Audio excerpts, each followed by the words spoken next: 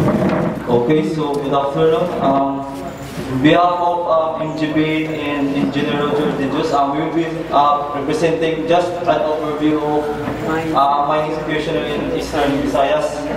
So first, we all know that even in the Bible there's a mention of mining,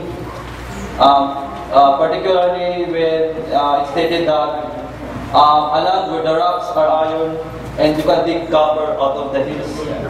So that's an overview. Then, as an opening statement, we uphold that mining is the basis of civilization. The breakthroughs, progress we enjoyed in agriculture, construction, manufacturing, transportation, electronics, art and science, almost every area of human activity stems from mining.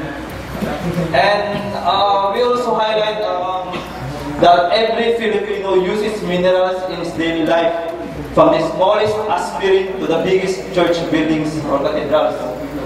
And only the large-scale mining industry is able to create and maintain a forest. No other industry that set funds for in adopting a mountain or a forest. This is in relation to compliance with RA 7942. So before going on, what's the difference between mining and quarrying? Mining mostly on extracting mga metal or heavy metals, while quarrying most particular on mga non-metallic such as sand and gravel and other rocks. So in a span of lifetime of a man, almost 3.7 million pounds of minerals, metals, and fuels will be spent during their lifetime. This data is based on 2007 pa. So 2012, medyo high na.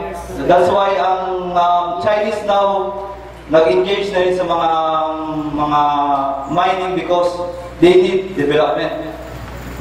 So yun nga, for example, in gold, 1,546 ons of gold and copper, clay, zinc, iron ore, and cement. Then, these are the minerals, for example.